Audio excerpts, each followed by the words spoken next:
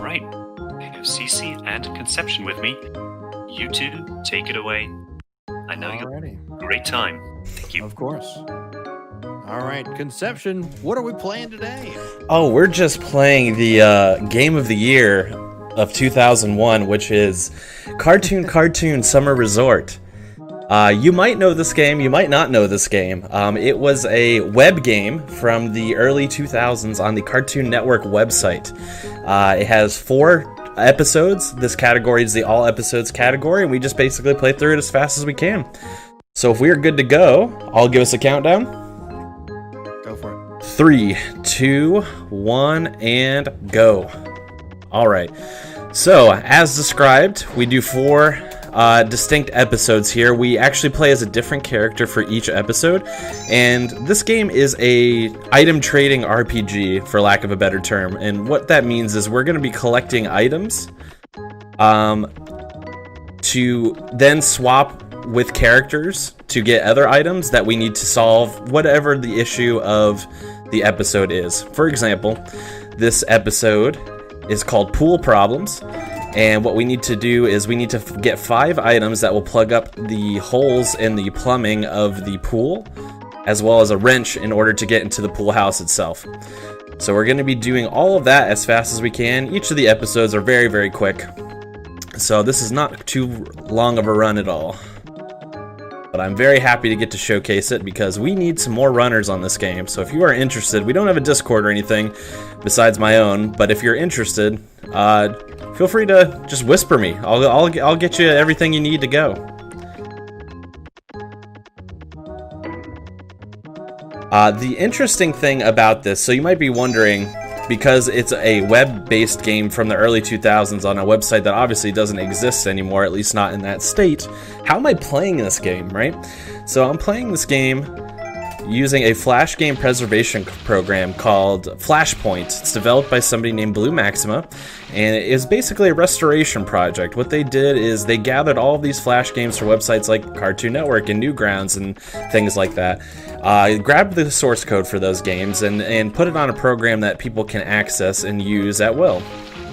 So it's a very, very fascinating program. It probably has a lot of your favorite Flash games that you might have remembered from your youth, so definitely suggest checking it out if you haven't already. Can I tell you, I am a huge Flash games buff, and I spent an entire month of my stream playing old Flash games.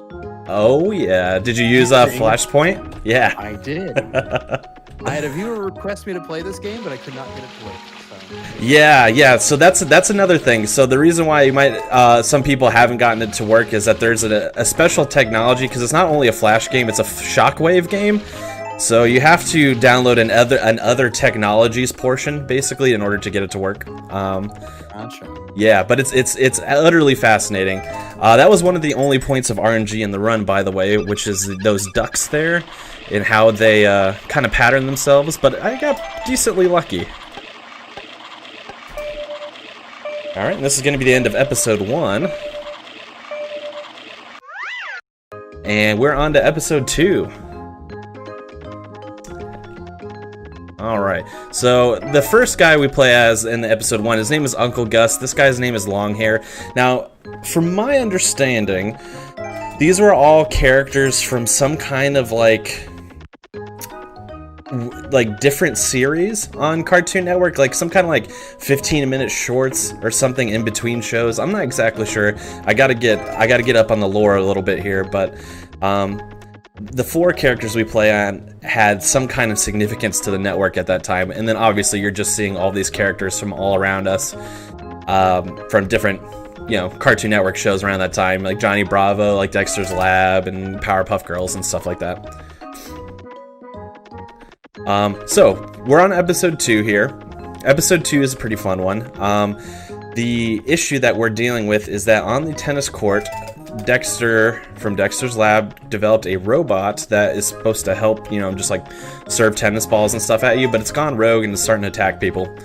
So we gotta shut down the robot. And you're gonna notice a pattern here, but what we gotta do is basically collect 5 things in order to plug up the holes of the tennis robot's cannons so it does not shoot tennis balls anymore. that's going to be the theme. The theme is collect 5 things and get to the end, for the most part. And it's just all about knowing the fastest ways to do that. You're gonna see in episode 3 coming up here. We're gonna take some shortcuts though. But episode 2 is actually one of the longer ones, so we gotta get through this one first. Oops. Don't want to hop in there yet, a little early. But we'll get there, don't worry. That's going to be another big point of RNG in the run, is those crabs. But we'll cross that bridge when we get to it. Alright, down here, towards our friend Courage the Cowardly Dog. Alright. Yeah, other than that, in these first 2 episodes, there's not much to discuss in terms of what to do in the run. All that we're going to be doing for 3 out of 4 of the episodes in this run is just learning the fastest path to getting objects that we need to get to our end goal. That's all it is. It's pretty simple. The route for all episodes has it. The world record is just under 13 minutes. 12:57. So it's a nice quick run, especially if it's a game that you kind of grew up with. All right, so here we are with the crabs. Now the crabs are very dangerous. If you hit a crab, it's going to teleport you to a random point. Each crab is locked into one point, so it's not random isn't the right word. But basically, it's going to teleport you to a point on the map that you don't want to be in. Except that last crab, we do. So we have to grab the suit of armor first, because Dexter will not enter the tennis racket area, tennis courts, I guess is the better term, without a suit of armor. But then we hit that crab on purpose in order to get to this area, because we're going to grab that turnip, which is one of the things we're going to use to clog the tennis court, the tennis robot with. And then we just have the long walk all the way there. So if there are any plugs or donations or anything like that we want to read, now's a great time as I just walk across the length of the map here.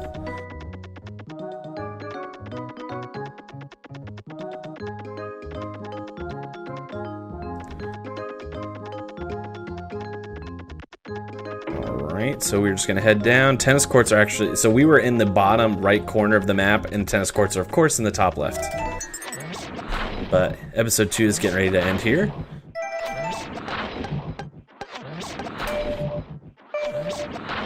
Apologies if the I'm trying to remember to take the cursor off every time, so apologies if I keep leaving the cursor on the screen there. you gotta show the cursor. It's very important, but because we got to do some clicking on here. But I'm trying to remember to take it off as much as I can. All right. It's 4 a.m. It's scuffed. It's scuffed. It's scuffed. That's right. Scuffed hours. What do you mean scuffed hours? I said this is game of the year. Remember? That's right. 2001's game of the year. All right. So this is episode 3. We're playing as Vivian the cat. We're not going to do episode 3 the way is intended. So episode 3, the premise of the level is that there's a volcano explosion and 2 things need to happen. 1, Courage the Cowardly Dog is trapped inside, so we need to save Courage, which that one we are going to do. The second one is that there are animals on the island next to the volcano that need to be partnered with somebody so they're saved. And then when you partner with them, they will unlock one of those 5 little stone tablets with their talismans. However, there's a little gap in the wall, like it's just you can just kind of walk through and hit a portal. So you can skip partnering all of the animals with their respective cartoon characters, for lack of a better term, and then we can just move right on to the end of the episode. And that's episode 3.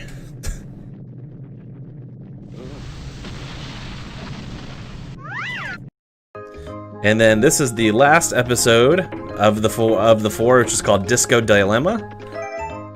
This one is probably the most involved in terms of things to do, and probably the one that gave you the hardest time if you played this game when you were young, because you have to remember a little bit more.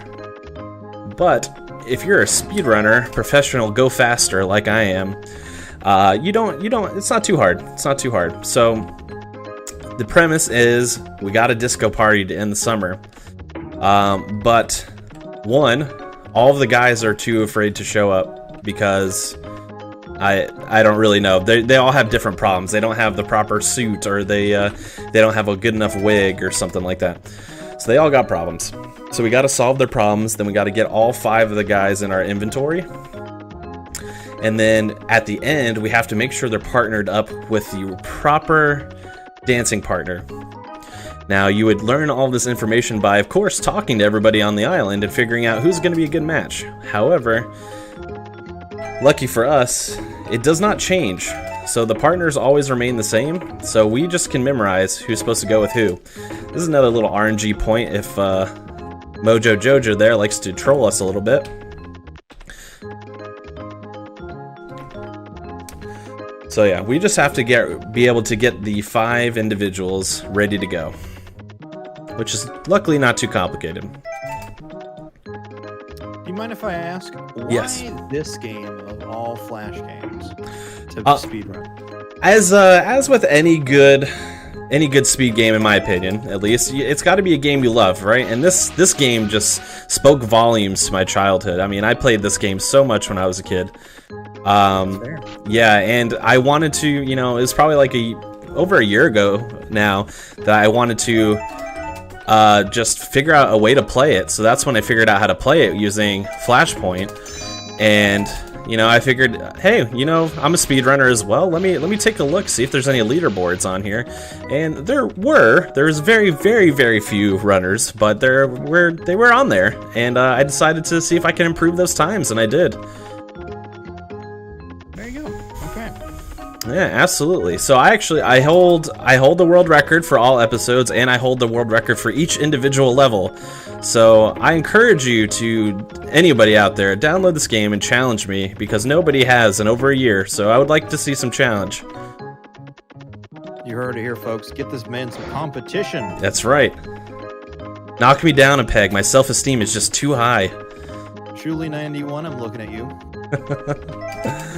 She's the one who asked me to play this when I did it on stream. Yeah, good. You should play it on the stream. I mean, even casually, it's just a good time. It's just ridiculous and wacky, and you know, like every good Flash game should be. There you go. I'll keep it in mind. Yeah, absolutely. Oops. All right, so we've already got a couple of the guys here. So we got Chicken. We got Courage. We're about to get our friend IR Baboon as well. And then we just have to get Double D from Ed, Edd n Eddy and Dexter. And then we make our way back to the disco.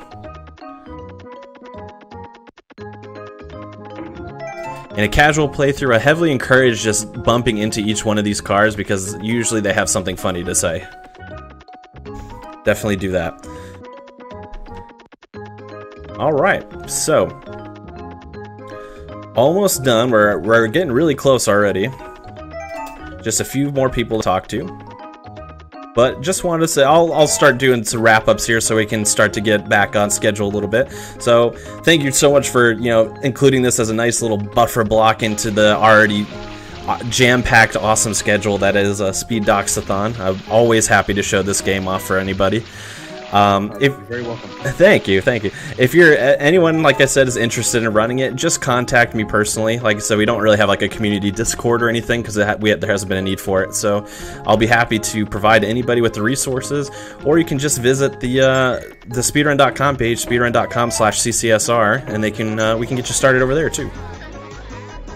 All right, so we just got to make sure we click the right ones.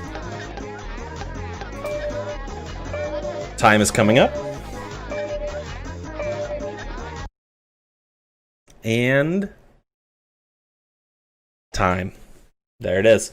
Yeah, thank you guys so much. I appreciate it. Again, if you want to see some more fun action, or if you liked me for some reason, I will be running another game in probably about 10 hours or so from now, called Harry Potter and the Chamber of Secrets, but it's probably not the Harry Potter and the Chamber of Secrets you're used to. So I definitely encourage you to come on by, and we may even have some cosplay going on. I'll have to check the donation incentive there, but we might have some fun with that. That is true. Let's double check on that real quick. Yeah, why not? I think that Haven't made it there. We're $40 out of 300, but I have a really good feeling we're going to make that. Oh, I mean, 300, that's nothing. That's chump change, guys. We got to get that mitt. Chump change. We have 10 hours to do that. So yeah. we'll get there. I live in Florida. That costume is super hot. Make me sweat on stream, please. That's right. But thank you so much for letting me showcase this game, and I'll see you all in a little bit. Okay. Sounds like a plan. Thank you so much for your run, Konception. Great time. Great stuff. Thank you. Appreciate it. Oh.